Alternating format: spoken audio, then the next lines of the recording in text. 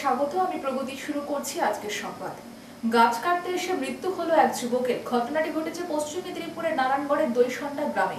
মৃত যুবকের নাম বিমল বেরা, বয়স ৪৫ বছর, বাড়ি নারায়ণগড়ের মাধবচক গ্রামে। গাছ কাটতে এসে মৃত্যু হলো যুবকের। ঘটনাটি ঘটেছে পশ্চিম মেদিনীপুরের নারায়ণগড়ের দইসন্ডা গ্রামে। মৃত যুবকের নাম বিমল বেরা, বয়স ৪৫ বছর, বাড়ি নারায়ণগড়ের মাধবচক গ্রামে। জানা যায়, মঙ্গলবার সকালে দইসন্ডা গ্রামে নিমাই মালাকারের বাড়ির গাছ কাটতে এসেছিল ওই যুবক। গাছ কাটার সময় অপর একটি গাছের শুকনো ডাল এসে ওই যুবকের উপরে পড়লে যুবক গুরুতর আহত হয়। স্থানীয়দের চেষ্টায় তাকে উদ্ধার করে মকরামপুর প্রাথমিক স্বাস্থ্য কেন্দ্রে নিয়ে গেলে মৃত বলে ঘোষণা করেন। নারায়ণগড় থানার পুলিশ মৃতদেহটি উদ্ধার করে ময়নাতদন্তের জন্য। ঘটনায় চাঞ্চল্য ছড়িয়েছে এলাকায়। যুবকের মৃত্যুতে শোকের ছায়া পরিবারে। পরে ঘটনা তদন্ত করতে ঘটনাস্থলে পৌঁছায় নারায়ণগড় থানার পুলিশ।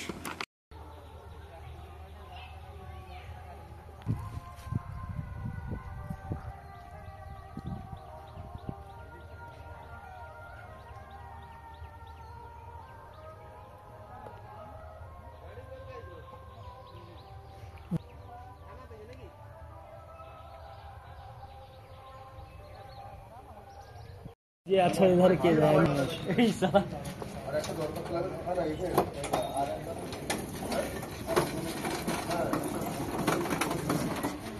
उठाओ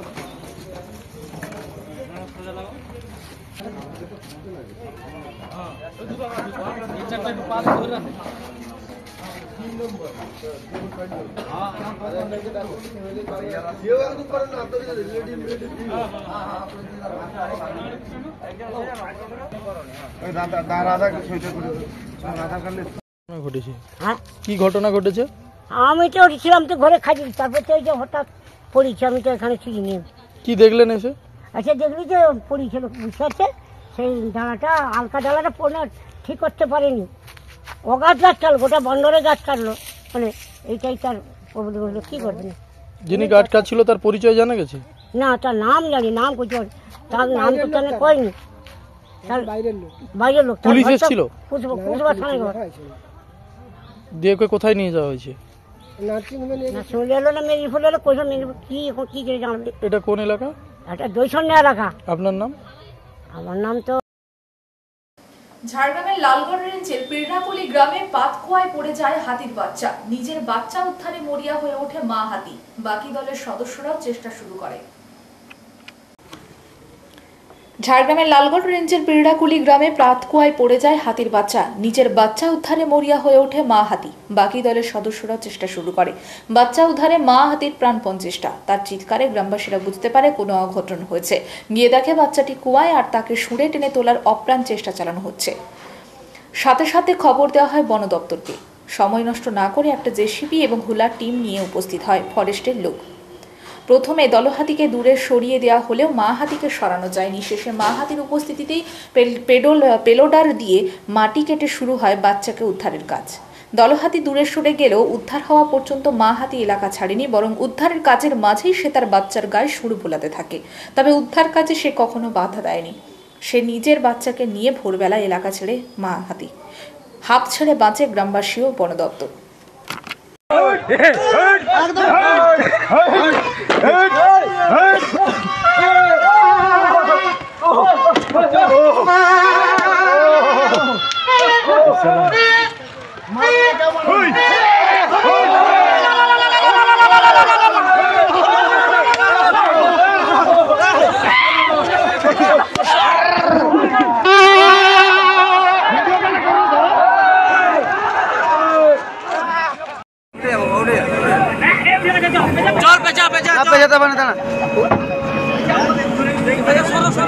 একটু হালকা করে পেঁচা, একটু পেঁচা, একটু বাবারে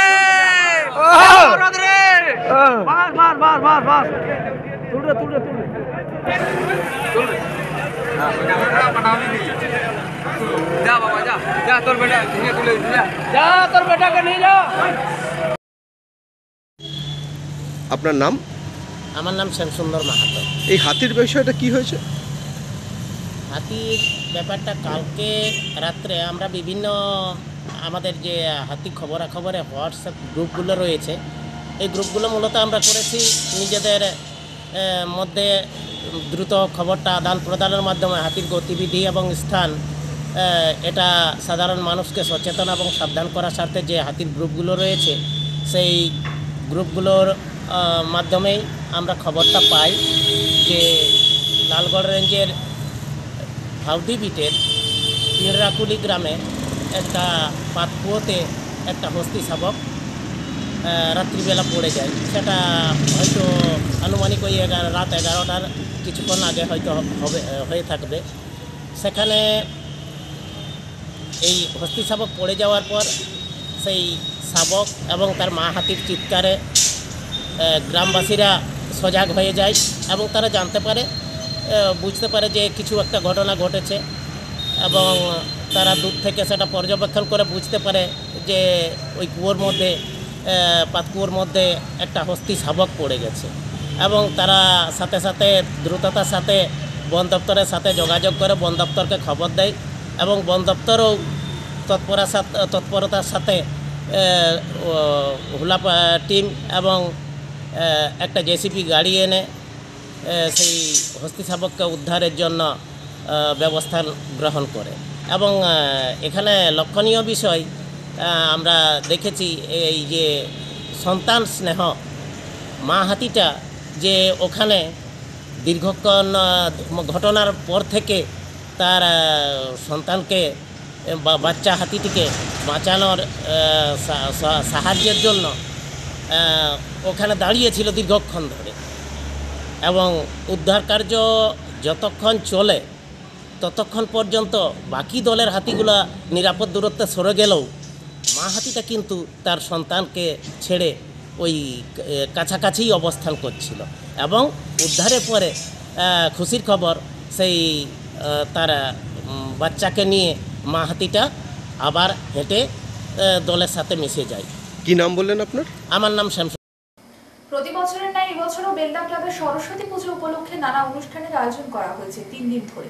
মঙ্গলবার ছিল বেলদার বিশিষ্ট সমাজসেবী সুজিত চক্রবর্তীর পিতা স্বর্গীয় পুলিন বিহারী চক্রবর্তীর স্মৃতির উদ্দেশ্যে প্রতি বছরের ন্যায় এই বছরও পাঠ্যপুস্তক প্রদান অনুষ্ঠান। প্রতি বছরের ন্যায় এবছরও বেলদা ক্লাবের সরস্বতী পুজো উপলক্ষে নানা অনুষ্ঠানের আয়োজন করা হয়েছে 3 দিন ধরে। মঙ্গলবার ছিল বেলদার বিশিষ্ট সমাজসেবী সুজিত চক্রবর্তীর পিতা স্বর্গীয় পুলিন বিহারী চক্রবর্তীর স্মৃতির উদ্দেশ্যে প্রতি বছরের ন্যায় এই বছরও পাঠ্যপুস্তক প্রদান অনুষ্ঠান। দীর্ঘ 17 বছর ধরে এই ধরনের কাজ করে চলেছেন সুজিত চক্রবর্তী। এদিন পাঠ্যপুস্তক প্রদান অনুষ্ঠানে হাজির ছিলেন এলাকার বিধায়ক সূর্যকান্ত অট্ট সহ বহু বিশিষ্ট অতিথিরা। এই দিন বেশ কয়েকটি স্কুলের ছাত্রছাত্রীদের হাতে পুরস্কার তুলে দেন বিশিষ্ট অতিথিরা। সুজিত চক্রবর্তী টানা 17 বছর ধরে তিনি পাঠ্যপুস্তক প্রদান ছাড়াও নানা সমাজসেবামূলক কাজ করে আসছেন। এবারও তার ব্যতিক্রম হলো না। তবে বুধবার রয়েছে গণবিবাহ অনুষ্ঠান। বেলদার এই ক্লাবটি প্রতি বছর এই ধরনের গণবিবাহের আয়োজন করে থাকেন। এবারও তার গণবিবাহের আয়োজন করেছেন। এবার 15 জোড়া বিবাহের আয়োজন করা হয়েছে। পশ্চিম মেদিনীপুর জেলার বিভিন্ন ব্লকের গরিব দুস্থ পরিবারের ছেলে মেয়েদের এরা বিয়ে দেন। তবে এই মঞ্চকে আলোকিত করার জন্য বহু বিশিষ্ট অতিথিরা হাজির হবেন। অল্প কিছুক্ষণ প্রতি বছর হয়ে থাকে অগণিত শিক্ষার্থী, তারা আলোর সমতুল্য সকলে বসে মহোদয়কে এবং তার পরিবারকে যথাযোগ্য সম্মান জানাই। তবে একটি কথা স্মরণ করি, অখিলদা নাই প্রকাশ দাস, অভিজিৎ দোলাই, দীপঙ্কর বেরা, তরুণ দিগর, নীলেশ চলে যাও।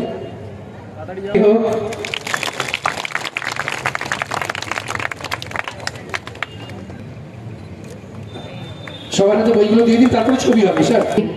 আরেকবার স্যার আপনাকে ধন্যবাদ এবং সুতপা কর, ইপসিতা, বিশ্বরূপা দোলাই, মৌসুমী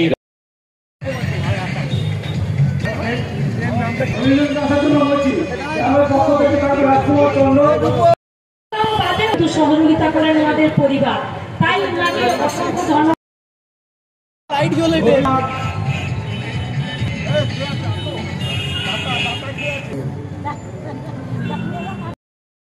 ঠিক আছে, পড়াশোনা কর, প্রত্যেক বছর আসবে, আমি তোমাদেরকে বই দিই এবং আরো যদি সাহায্য লাগে আর্থিকভাবে সেটাও আমি তোমাদেরকে সহযোগিতা করি। যাওয়ার জন্য যারা দাতা পরিবারের পক্ষ থেকে আমন্ত্রণ জানাচ্ছি। ওরা মঞ্চে এসো। বেদা গঙ্গাধরে যারা এসছো খুলতে হবে।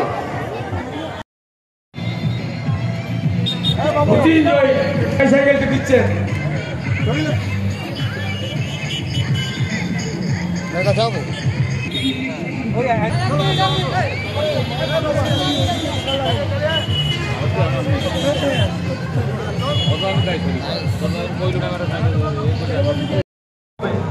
গতকাল আমাদের শীতবস্ত্র বিতরণ ছিল। যাদব পরিবারের একটু চালাতে সবাইকে আসার জন্য সবার আমন্ত্রণ জানাই।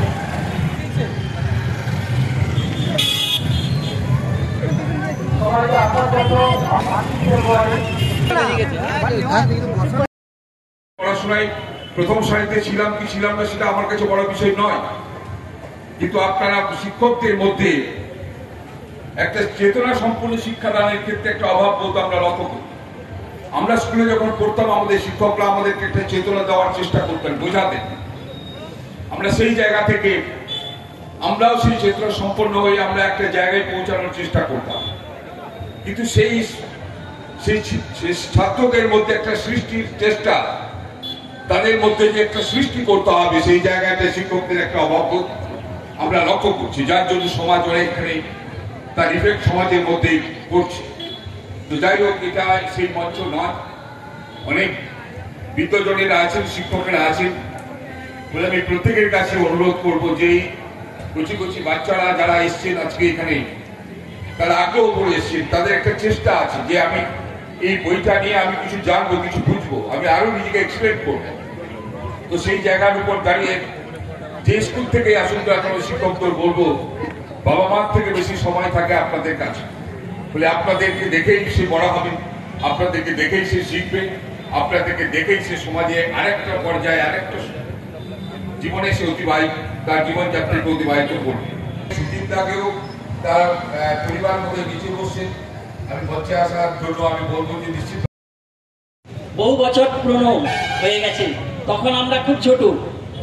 সত্যি কথা বলতে একেবারে গরিব ফ্যামিলি থেকে আমি উঠে এসেছি। একদিন হয়তো বিরাট অবস্থা আমাদের ছিল, বিশাল, কিন্তু এমনই হয়ে যায় আস্তে আস্তে একেবারে শূন্যতে চলে যায়। 5 ভাই 2 বোন, তাদেরকে মানুষ করতে আমার বাবা যে কষ্ট করেছিলেন এবং আমার মা যে কষ্ট করেছিলেন, সে কষ্টটা আমি এখনো বুঝতে পারি না। এবং সেই সময় আমার মা বলতে খুব কষ্ট হচ্ছে, টিবি রোগে আক্রান্ত হয়েছিলেন না খেতে পাওয়ার জন্য, মানে এমন অবস্থা হয়ে গেছিল। আজ থেকে প্রায় 50-60 বছর আগের কথা বলছি, মানে তখন আমি একেবারে ছোট, এমনই অবস্থা ছিল। তো তখন থেকে যে তখন শিক্ষার ক্ষেত্রে এখন যেমন সরকারি অনেক রকম প্রকল্প আছে এবং অনেক রকম সাহায্য সহযোগিতা আছে, তখন কিন্তু কিছুই ছিল না। সবাইকে স্কুলের ফি দিয়েও পড়তে পর্যন্ত হতো। তো তার মধ্যেও আমার বাবা কিন্তু আমাদের সব ভাই বোনকে পড়ানোর ক্ষেত্রে কিন্তু অনেক অনেক কিছুই করেছেন, যেটা বলে আমি শেষ করতে পারবো না। তো আমারও ইচ্ছা ছিল যদি আমি কোনোদিন পারি, এই পড়াশোনা তো বেশি দূরে এগোতে পারিনি, উচ্চ মাধ্যমিক পর্যন্ত, মাধ্যমিকের পরে উচ্চ মাধ্যমিকে যাওয়ার পরেই আমি আমার একটা অন্য লাইনে চলে আসি, ব্যবসায়ী জগতে। তখন মানে পড়াশোনাটা আমার অলরেডি ওইখানেই ইতি হয়ে যায়। তখন থেকেই আমার ইচ্ছা ছিল যে যদি আমি কোনোদিন কিছু করতে পারি, প্রথমে এই যে পয়সা দিয়ে পড়া যে কি কষ্ট সেটা তো আমি অনুভব করেছি, যদি আমি দাঁড়াতে পারি তাহলে ওই ছাত্রছাত্রীদের কাছে প্রথম দাঁড়াবো। হয়তো সবাই আশীর্বাদ, উপরওয়ালার আশীর্বাদ, মা বাবার আশীর্বাদ, আর এত ছাত্রছাত্রী আমার কাছ থেকে এই 17 বছরে মানে এতখানি আমি ওদের কাছে দাঁড়াতে পেরেছি। সাহায্য নয়, সহযোগিতা নয়, সহযোগিতা, সাহায্য নয়, কারণ আমি সাহায্যকে ঠিক মনে করিনি। কারণ আজকে আমি অলরেডি বাবার ওই যে বই দেওয়া হচ্ছে সেখানে আমি লিখিনি যে দুস্থ ছাত্রছাত্রী, না, দুস্থ কিসের, সবাই একই আমরা। টাকা থাকলে টাকা, কালকে মরে গেলে কিছুই নেই।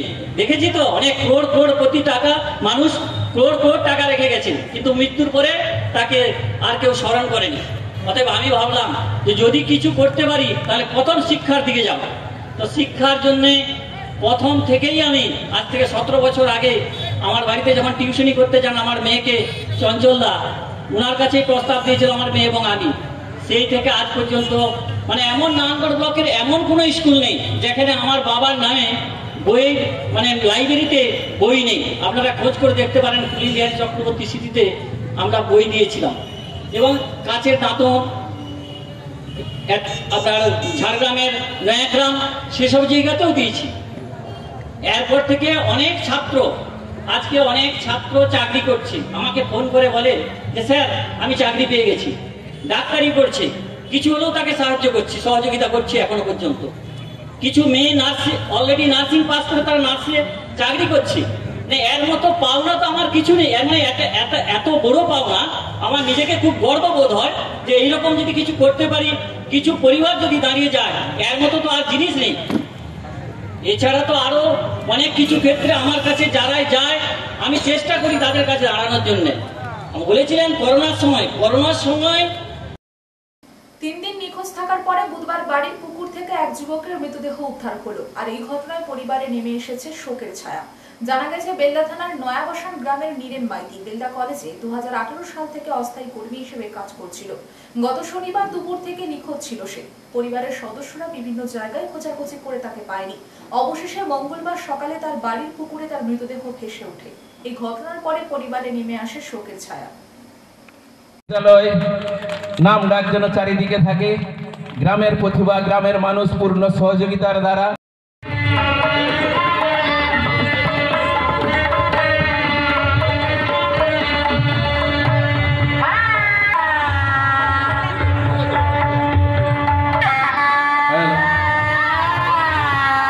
আমরা